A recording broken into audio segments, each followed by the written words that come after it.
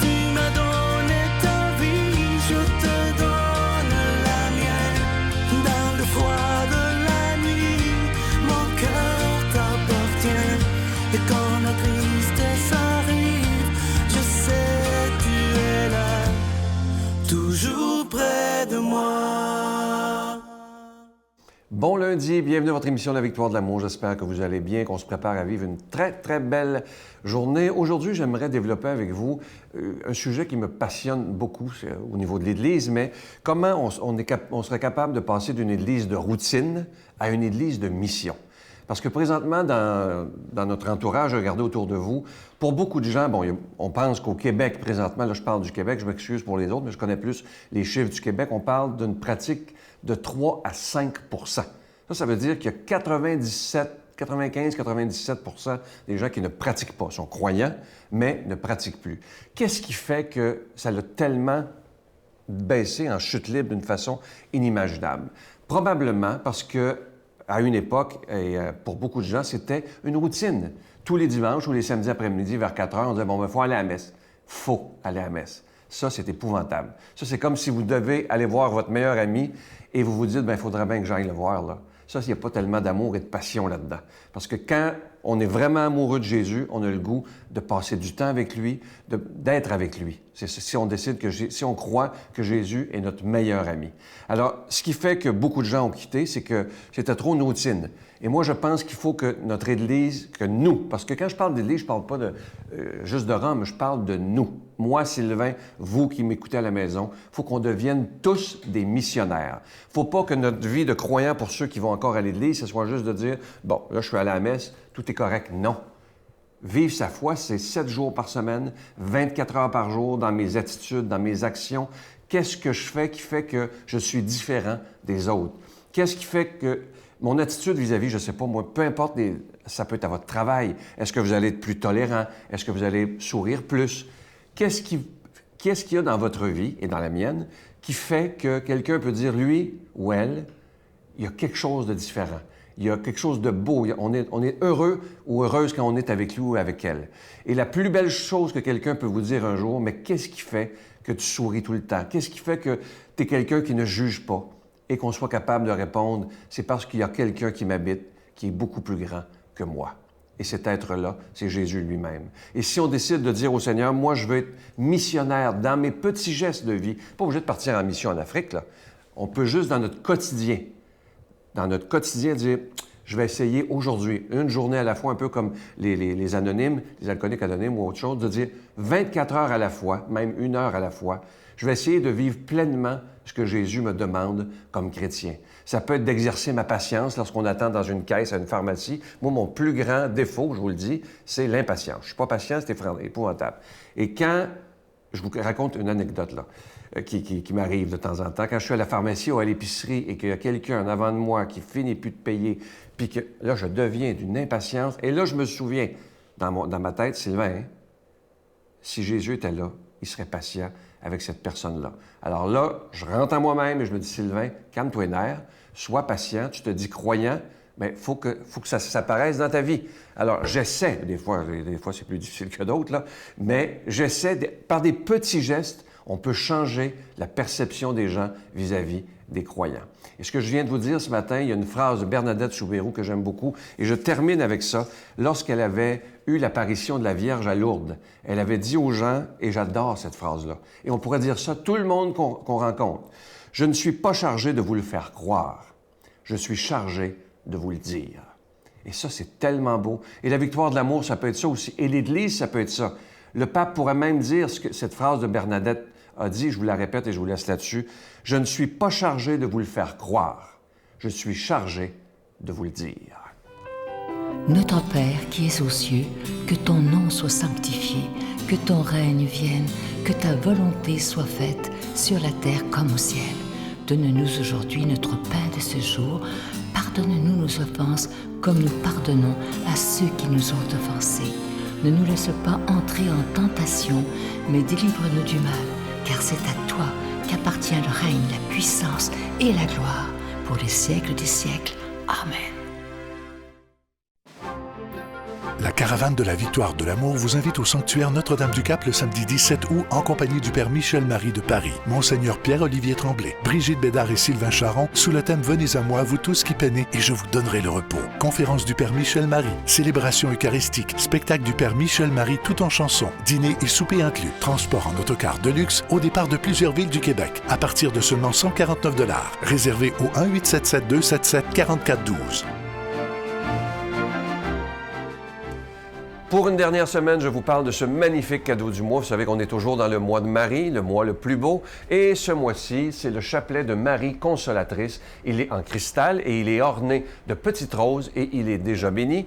Ce qui est particulier, comme je vous en parle depuis quelque temps, c'est qu'il n'est pas fabriqué en usine. Il est fabriqué par des religieuses de Mexico, donc vous voyez la photo présentement, et il est fabriqué dans la prière. Et elles nous remercient de tout cœur de faire affaire avec eux parce que ça leur permet d'aider des enfants qui sont plus démunis à Mexico. Donc vous faites d'une pierre deux coups. Vous aidez la Victoire de l'amour et vous aidez une communauté de religieuses à aider les enfants les plus démunis de Mexico. Je vous rappelle que vous le recevrez avec un don de 25 $ et si vous en voulez deux, avec un don de 40 $. Je vous donne l'adresse. La Victoire de l'amour, case postale 120, succursale Boucherville à Boucherville, le J4B 5E6. Je vous la redonne. La Victoire de l'amour, case postale 120, succursale Boucherville à Boucherville, le J4B 5E6. Également par téléphone, par carte de crédit du lundi au vendredi de 8h30 à 16h30 dans le 514-523-4433, 523-4433 ou sans frais le 1-888-811-9291, 1-888-811-9291 et aussi sur notre site Internet, le www.lavictoiredelamour.org.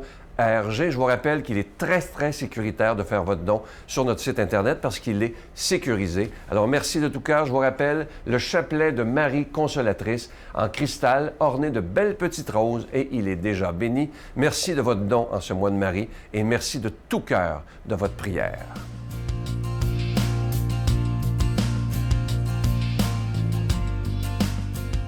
Mon Dieu, donnez-moi la sérénité d'accepter les choses que je ne peux changer, le courage de changer les choses que je peux et la sagesse d'en connaître la différence. Amen. Aujourd'hui, la parole de Dieu est proclamée par quelqu'un qu'on apprécie beaucoup, l'abbé David Vincent.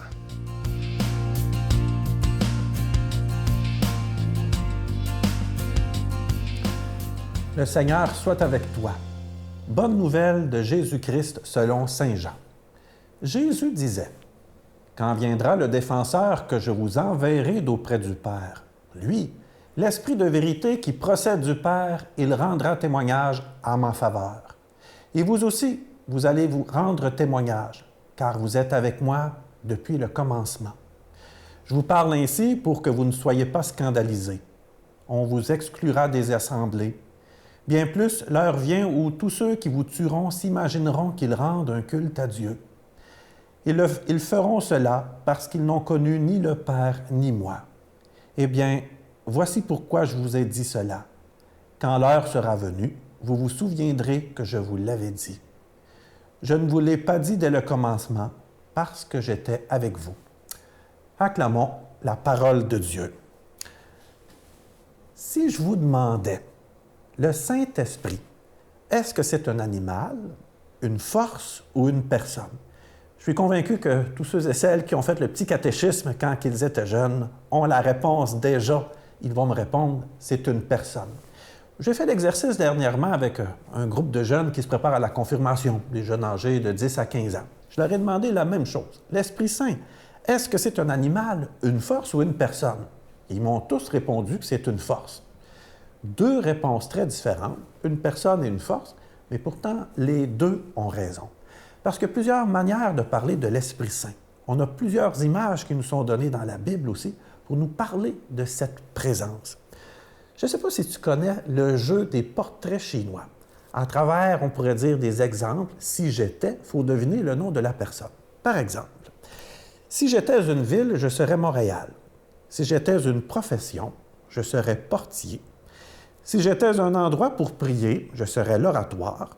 Si j'avais un saint patron préféré, ce serait Saint Joseph. Qui suis-je? Tu as deviné que c'est bien sûr le saint frère André.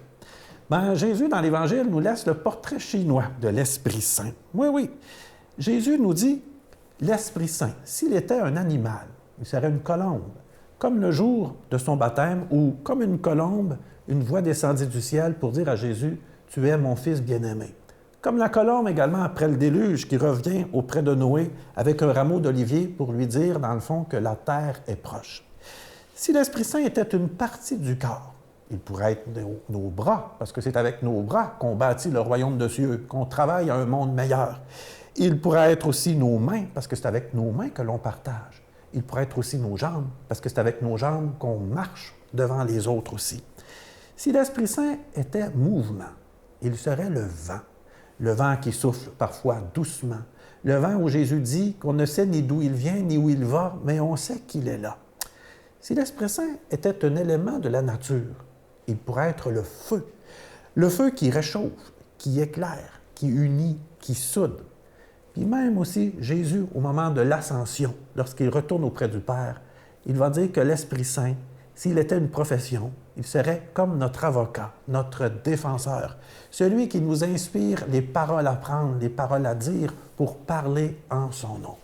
Oui, Jésus nous laisse plusieurs images et toute la Bible aussi nous donne plusieurs images pour nous parler de cette personne de l'Esprit Saint que l'on a reçu nous-mêmes à notre baptême et que l'on a confirmé lors de la célébration de notre confirmation. Moi, ce matin, j'ai le goût de t'en donner une autre image de l'Esprit Saint, qui est un peu cocasse, mais en même temps qui peut être parlante. L'Esprit Saint, il peut être un peu comme du quick. Je ne sais pas si tu sais ce que c'est le quick.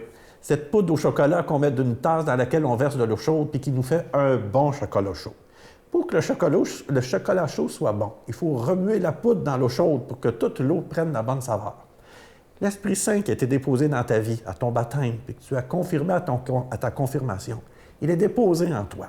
Mais si tu veux que toute ta vie prenne de la saveur, que l'Esprit Saint puisse d'une certaine façon déborder de ton esprit, bien d'une certaine façon, il faut un petit peu que tu le brasses. Comment qu'on brasse ça, l'Esprit Saint, dans notre vie? Bien, c'est à travers la prière, c'est à travers la lecture de la parole de Dieu, c'est à travers les gestes de bonté que l'on fait aussi, c'est à travers le temps que l'on prend aussi avec le Seigneur dans le silence. C'est aussi les temps de célébration à travers les sacrements. C'est comme ça, d'une certaine façon, que toute l'essence, toute, on pourrait dire, la saveur de l'Esprit qui était déposée en toi par les sacrements que tu as reçus quand tu étais jeune, peuvent faire en sorte que ta vie, maintenant, coûte pas mal meilleure. Alors, ce matin, si tu te fais un quick, un chocolat chaud ou un café, n'oublie pas de bien le remuer parce que ça va surtout goûter pas mal mieux. Et dans ta vie aujourd'hui, bien, n'aie pas peur, justement, d'être attentif aux qualités, aux valeurs, aux dons que l'Esprit a déposés en toi, puis de les mettre justement en action autour de toi. Être une présence de joie, peut-être être une présence qui fait la paix, une présence peut-être qui apporte la sérénité, ou une présence qui apporte l'amour. Oui, puis tu seras surpris que ta vie va goûter pas mal mieux. Puis je te bénis, le Père, le Fils et l'Esprit Saint. Amen. Je vous salue Marie, pleine de grâce. Le Seigneur est avec vous. Vous êtes bénie entre toutes les femmes, et Jésus, le fruit de vos entrailles, est béni. Sainte Marie, Mère de Dieu, priez pour nous pauvres pécheurs, maintenant et à l'heure de notre mort. Amen.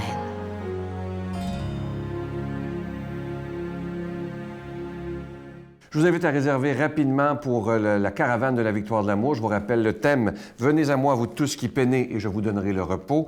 Vous savez que ça sera avec le bon Père Michel Marie. Il y aura aussi Monseigneur Pierre-Olivier Tremblay. Brigitte sera là, je serai là également. Et je vous donne rapidement les villes dont les autobus vont partir. Drummondville, Gatineau, Granby, Laval, Longueuil, Montréal, Québec, Sherbrooke, Saint-Hyacinthe, Valleyfield, Beauce, Bois-Franc et Lanaudière. Il faut réserver rapidement. Le souper, le dîner est inclus, le transport en autocar de luxe. Toute une belle journée tous ensemble. C'est à partir de 149 $ et tout est inclus. Et vous voyez les numéros de téléphone au bas de l'écran. Je vous souhaite une belle journée. À demain. Bye. Parce que je me dis, chaque prêtre a son charisme et sa spécialité. Par contre, c'est sûr que les couples, les gens qui ont des difficultés... se confient plus facilement. Ils sont heureux. Ils me disent, bien, toi, tu sais qu'est-ce que c'est la vie de couple. Tu sais c'est quoi avoir des adolescents. Et c'est vrai. Et je peux pas le nier, ça. Et aussi, bien, il y a une certaine confiance parce que j'ai été marié.